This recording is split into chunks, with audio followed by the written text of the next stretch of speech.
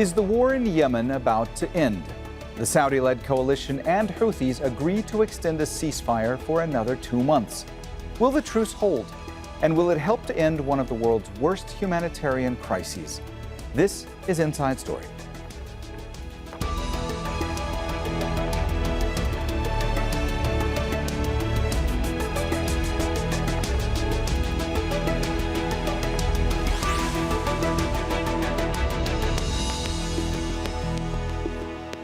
Hello and welcome to the program. I'm Mohammed Jamjoom. 8 years of war in Yemen have killed tens of thousands of people and left most of the population on the verge of starvation. But there are increasing hopes of ending the conflict. The Saudi-led military coalition and the Iranian-backed Houthi rebels announced a 2-month truce in April. They've now agreed to extend it for another 2 months. The warring sides have held talks in Jordan, allowed fuel vessels into the Houthi-controlled port of Hodeidah, and commercial flights have resumed from Sana'a airport. The UN and US have praised the progress made so far, but say there's still a lot of work to do. Victoria Gatenby reports. The ceasefire between Houthi rebels and Yemen's internationally recognized government was first agreed in April. It'll now last for another 2 months. Yemenis have greeted the news with relief and hope. Yemenis are mostly optimistic about the results. We hope the truce will be extended and other issues that haven't been resolved over the past period will be addressed as well, including the opening of roads and crossings. The war in Yemen started in 2014 when Iran-backed Houthi rebels took control of the capital Sana'a, forcing the internationally recognized government to flee. The Saudi coalition joined the war the following year to try to restore the government to power.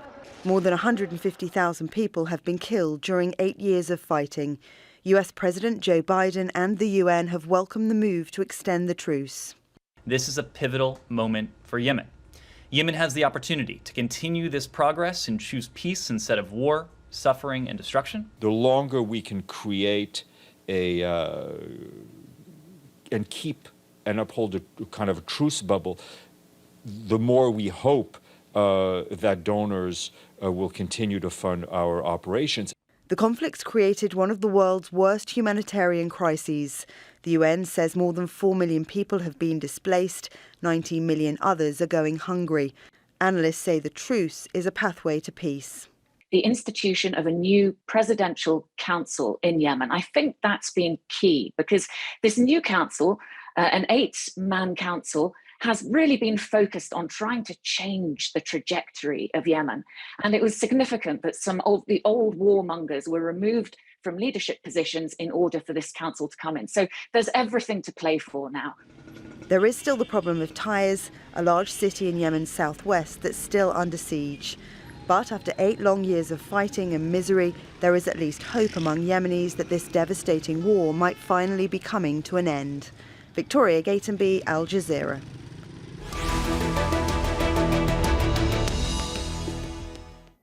All right, let's go ahead and bring in our guests. Joining us from Sana'a, Jasmin Lavoie, spokesman for the Norwegian Refugee Council in Yemen. From Washington, D.C., Annelle Sheline, a research fellow in the Middle East program at the Quincy Institute. And from Berlin, Ibrahim Jalal, a non-resident scholar in the Gulf and Yemen program at the Middle East Institute. A warm welcome to you all, and thanks so much for joining us today on Inside Story. Jasmin, let me start with you today.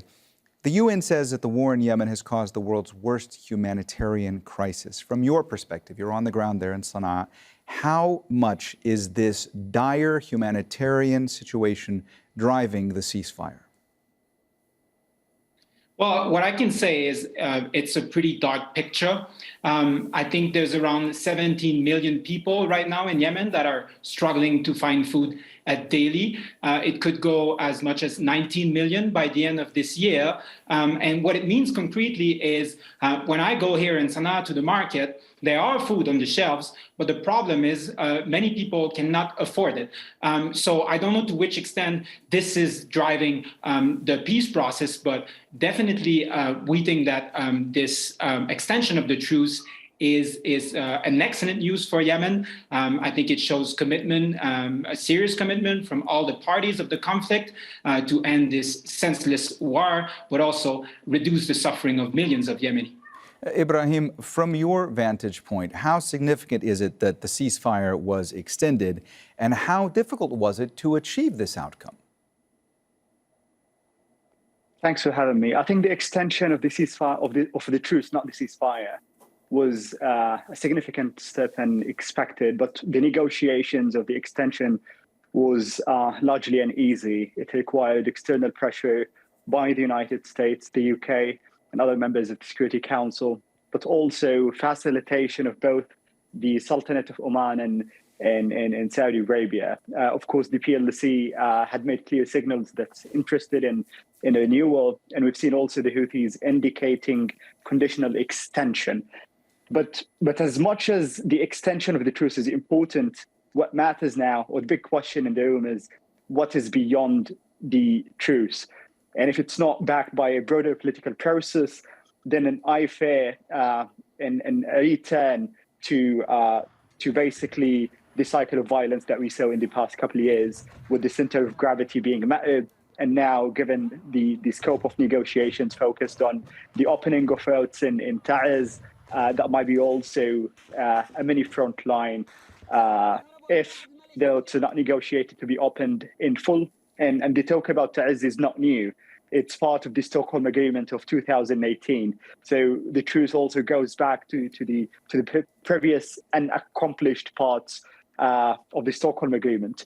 With respect to the entry of flights to and travels from Sana'a Airport, as well as the entry of fuel, they're welcome steps. And I think these steps should be expanded. But the money that come from the oil derivatives should be used to the payment of salaries. And I think this has been a cornerstone in terms of negotiation disagreement.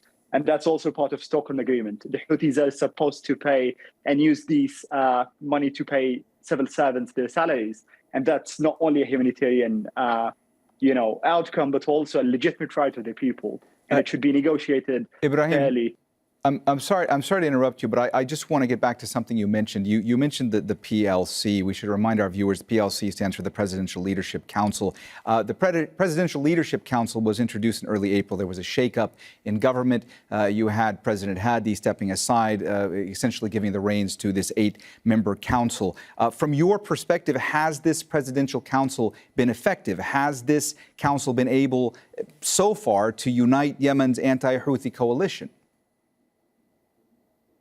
I think it's early to assess whether it's been successful or not. Usually we had the first month, it was Ramadan, so the count begins only after that.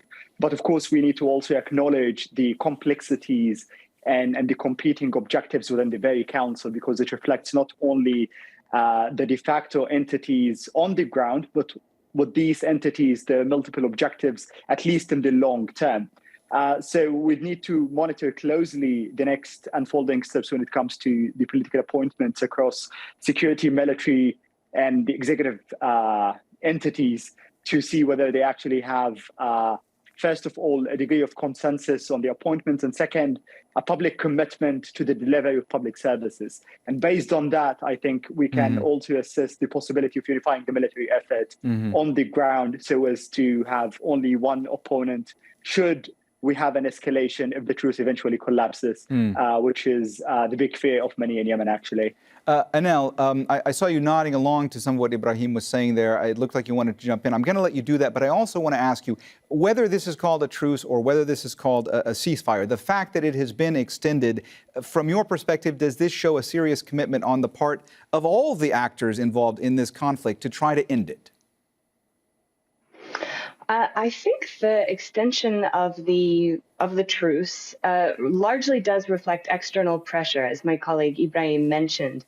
And in particular, I think one crucial factor here is the recent introduction by U.S. Congress of a war powers resolution that would end all U.S. support for Saudi military action in Yemen. And so if this were to pass, that would mean that 2/3 of Saudi Arabia's air force would be grounded because they cannot operate without U.S. military contractors, spare parts, and assistance. And essentially that Mohammed bin Salman is not interested in being in a position where he cannot operate his own air force. And so I think it's crucial here that although we saw the appointment of this newly consolidated Presidential Leadership Council, which does represent hypothetically a very powerful fighting force force to combat the Houthis.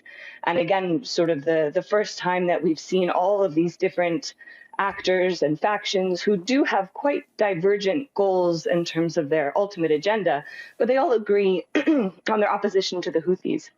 And so the fact that we didn't see a resumption of fighting, I think very clearly shows that the Saudis are sending the message to the PLC that they need to stay at the negotiating table. And the Saudis are conveying that message because they don't want to be in a position of losing the ability to fly their own planes if the U.S. does withdraw support. Mm-hmm. And Annelle, if I could just follow up with you, do we know at this stage what exactly has been agreed to in this extension? Do we know the details, the fine print here, as far as what the warring sides were able to agree upon? I haven't seen an updated statement from the UN. The terms of the first 2 months were not entirely met thus far. There were originally 18 fuel ships agreed to my understanding.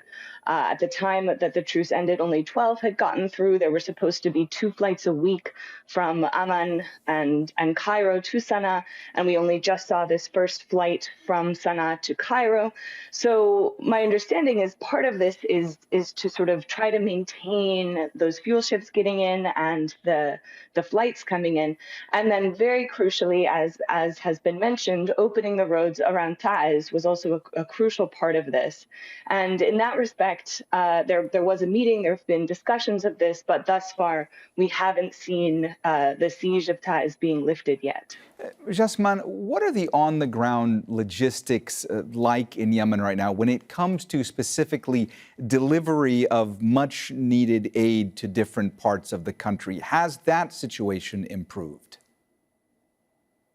Well, first of all, I need to welcome the progress that were made in terms of just overall access in Yemen. We've been talking about the reopening of Sana'a airport, but also the partial reopening as well of the port of Hodeidah, because for instance, here in Sana'a, I've been, before this truce, I've been seeing people queuing sometimes for days because of the fuel crisis at the petrol station. Now, for us as humanitarian actors, access gains during this truce these 2 first months have been more limited, especially because a lot of our access issues are related to bureaucracy, so not necessarily the existence of the conflict itself. However, we're hoping that with the extension of the truce, we're hoping that it will give us the opportunity to basically deliver aid more quickly and also more efficiently. It will also, we're hoping, help to better commercial access. So that means that the freedom of movement for people, but also for goods. So then we can expect maybe that the price of food and other things like medicine can go down as well for civilians that are in desperate need. Now, another opportunity is obviously more space for the mining activities, such as surveying, for instance. So even if the roads open across frozen front lines, mine contamination is one of the issues in some roads in Yemen. So first of all, we need to map where these mines are, but also as a humanitarian community, we need to make sure that we actually are able to import the mining equipment in country. So that's the only way we can make sure that then afterwards people can move safely from near front lines, basically. Ibrahim, were the provisions of the original truce ever completely implemented? No, unfortunately. And there are 2 parts to this. The first, as my colleague Annelle mentioned, the entry of fuel into Hodeidah and the resumption of flights. These were some of the commitments made by the government of Yemen. So, and then also the technicalities that come along, and these were uneasy negotiations because other states like Jordan or even Egypt have their security concerns of an unrecognized authority. And the second part, on the other hand, you have the 2 other issues, the opening of roads, which is supposedly a Houthi commitment to the truce. And the second is the payment of salaries from the oil that's being facilitated through Hodeidah port. So it has not been met in full. Progress has been humble. And in fact, the negotiations over Taiz were about to crumble, which is why we had a phased reopening understanding. Otherwise, there would have been no other way to actually agree ahead of the supposed extension of the truce. And in that case, we would have seen a failure to extend it, which is why we had just a limited understanding to continue talks on Taiz and other governorates just after the extension. And I think now I'm not concerned about the implementation of these as much, but these tactical developments must be linked to the broader strategic picture of de-escalation and a return to comprehensive peace talks between Yemeni actors. And Ibrahim, do you think that we will see a continuation of talks? Will there be a return to the negotiating table now that this extension to the ceasefire or truce has been agreed to? It is my hope that we return. We saw this truce taking place. It was put in place actually 2 years ago by the Saudis, and then again last year. But because the Houthis had, perceived a military advantage in this city, in Ma'arib, which has not been the case, that was the reason why we saw a return. But now, do we shift from here, from truce to a ceasefire, and from ceasefire to comprehensive peace talks among Yemenis? I think it's contingent on three factors. First of all, the progress delivered on the truce. Second, the degree of international and regional pressure on the Houthis, not as much as the government, because the government has received its share of pressure. And thirdly, the perception on whether the Houthis in particular can continue to make territorial progress as we saw in the past couple of years and use this truce yet as a tactical means to regroup, reorganize and redeploy forces, which is highly probable actually, even if we continue talks and reach that point. Annelle, will the actors in the conflict be able to negotiate a deal that will stick beyond another 2 months? Well, we see, in general, conflicts tend to end when both sides or all sides perceive a stalemate, essentially, that they don't continue to see a possible benefit to be gained by continuing to fight. And so in this case, I do think that because we see this more consolidated potential for military power coming from the PLC, this may be contributing to why the Houthis would prefer at this point to negotiate from their current position of relative strength. They remain in control of territory where the majority of Yemenis live. And so I think the question, therefore, is, will we see the Saudis and Emiratis pushing the PLC to return to fighting in order to test their potential strength here, to try to push the Houthis back? And so this is why I do think it's crucial that the external pressure on the Saudis, on the Emiratis, saying, no, the international community really wants you to continue to stay at the negotiating table. I do think that on the Houthi side, they have incentives to negotiate now rather than return to the battlefield. So my hope is that, yes, both sides potentially see a stalemate, and that at this point they think that their gains may be best advanced, or their objectives may be best advanced at the negotiating table instead of the battlefield. Jasmin, aid agencies say that 4 million people have been displaced in Yemen due to this conflict, that 19 million others are going hungry, that 160,000 are likely to suffer from famine-like conditions. I mean, this couldn't be more dire. And we should point out that the suffering was immense in Yemen even before this current conflict. I remember doing reporting on the ground in 2011 in Yemen about the high rates of malnutrition among children. So it was already a country where a large portion of the population was suffering and has been suffering for a long time. Is there hope among the population right now that the war might actually be coming to an end? Are you hearing that from people you speak with there? Yes, definitely. From my colleagues and also my Yemeni friends there, there are some hope, because bear in mind, this is the first nationwide ceasefire since 2016. That said, even if there's an extension of the truce, even if that leads to a lasting peace, that doesn't mean the end of the suffering for Yemenis, unfortunately. I mean, traveling to this country for almost a year now, I've witnessed the scale of the destruction in Yemen. And I'm talking obviously about bridges, about markets, about other infrastructure, but also, as mentioned by, I think, our colleague Ibrahim on this call earlier, there's also massive structural problems, like, for instance, the payment of civil servants. There's also millions of children that are still out of school, and then an economy to rebuild. So it will still be the largest, one of the largest, at least, humanitarian crisis, even if we end up with a lasting peace in Yemen. So these are things to remember as well.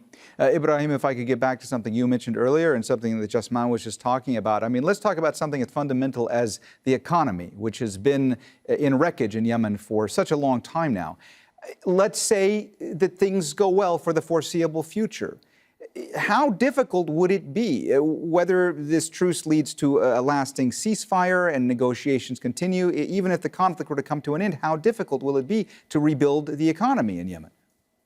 I think to rebuild the economy would need to rebuild Yemen's lost and collapsed institutions. And these have to be technocratic, they have to regain their capacity, they have to attract talent, because we also see now a loss of talent, and the brain drain will affect, of course, the state building process in Yemen.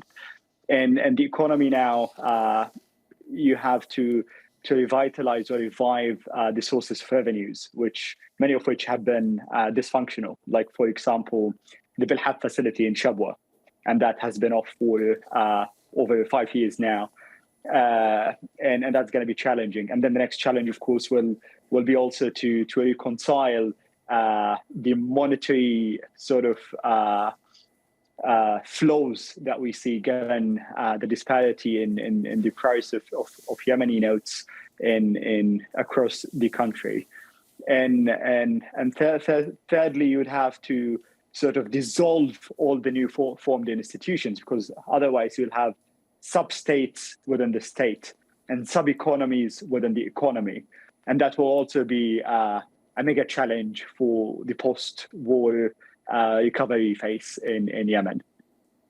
Annelle, what are some of the immediate concrete steps that can be taken in order to continue to build trust between the warring sides, to try to come up with some kind of an actual negotiated settlement and see this conflict come to an end? Well, as my colleagues have said, implementing the terms of the truce, I think, are crucial trust-building measures. Another important thing to think about with the economy, the International Crisis Group had a pretty comprehensive report that came out recently that emphasized the war economy, how many in Yemen have profited from this violence. And there are structures in place now that sort of perpetuate the conflict because they are profitable for, again, a very limited number of individuals, but these are the people with power. And so the longer that the truce goes on, my hope is that other forms of economic activity, that Yemen will be able to shift away from sort of the status quo of a war economy and try to regain the sort of more productive economic processes. Certainly the basic questions like the payment of salaries are absolutely essential. But again, I do think it is a question of trying to give Yemen the time to start to get out of some of this dependence on the war economy and try to return to a peacetime economy. However, that will be an extremely long process and will require significant external resources, which I think external powers, Saudi Arabia, the UAE, the United States, France, the UK, these countries that have all profited from the sale of weapons to the fighters, as well as Iran backing the Houthis. But many, many countries are implicated in the tragedy in Yemen. And so I do think it's a duty of the international community to provide resources to help Yemen rebuild. All right, well, we have run out of time, so we're going to have to leave the conversation there. Thank you so much to all of our guests, Jasmin Lavoie, Annelle Sheline, and Ibrahim Jalal. And thank you too for watching. You can see the program again anytime by visiting our website, aljazeera.com. And for further discussion, go to our Facebook page. That's facebook.com/AJ Inside Story. You can also join the conversation on Twitter. Our handle is @AJ Inside Story. From me, Mohammed, Jamjoom, and the whole team here, bye for now.